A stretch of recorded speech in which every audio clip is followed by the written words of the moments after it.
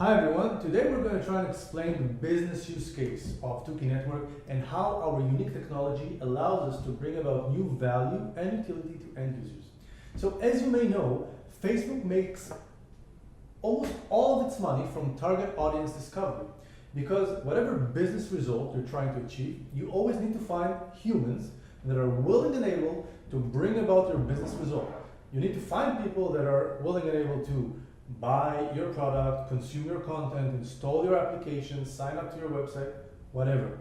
And they do this in an actual robotic manner. So let's say these are older people on Facebook, and you're a musician, and you're trying to find people to buy your album, or you're an author trying to find people to purchase your new book. So what Facebook will do is it will try to fish out from the few people that you already have that may have responded well to your advertisement. It will try to find people that are similar to them. But the way that the Facebook robot understands people is in a very shallow manner.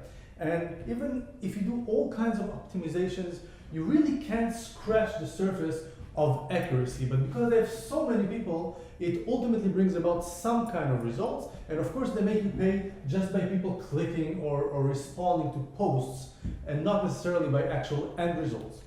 What we're trying to do with Tuki is bring about a new kind of social revenue share model that can be used to bring about business results. We call it social sourcing, the incentivized activation of result-driven virality. Now, how does it work? Well, it works by basically leveraging decentralized ad hoc social networks that anyone can use.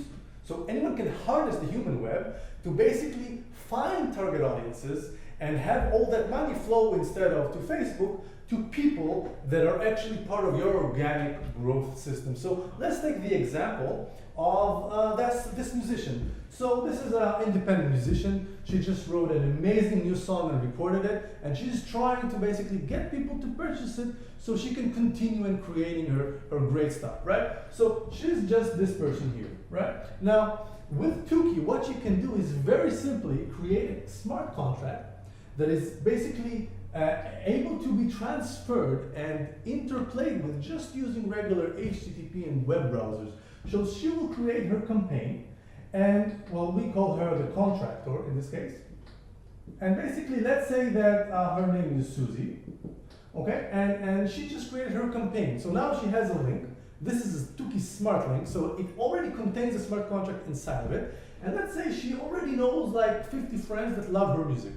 So she sends those 50 friends her link, and that link, the minute they touch it, their browser becomes entrained into a multi-party stack network that basically is part of the contract. So that means there's a network of browsers that can play out the smart contract. So when her friends touch the Tuki link, they now see an interface saying, hey, this is Susie, I'd love for you to share my music, and if you help me find people that are, new people that are willing to buy it, I'm gonna share with you some of the revenue.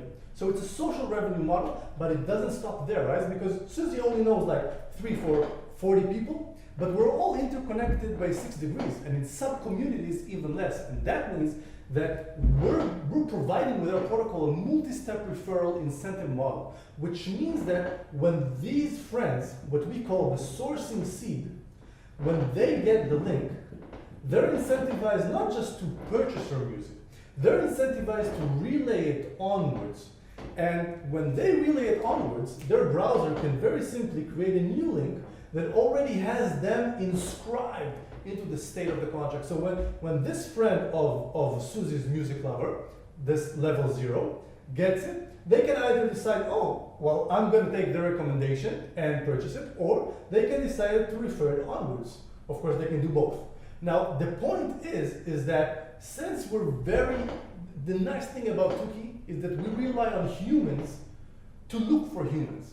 And that's the thing where we can beat any robot. And I won't go into this now, but technically speaking, humans will always be better. If you read some piece of content and I incentivize you correctly not to spam, to invest your mental faculty and time in searching who of your friends would like that piece of content, you would be much more effective than any robot in your immediate vicinity of peers, right? But you have a small vicinity. You're not like Facebook, you don't have 2 billion people. But since we're allowing multi-step tracking, that means that we're all interconnected. So even if you just know a few, but you are accurate in your information relay, then they will be able to forward it onwards and you can reach any target audience. This is why Susie can really use this to find her next music lovers and sell them.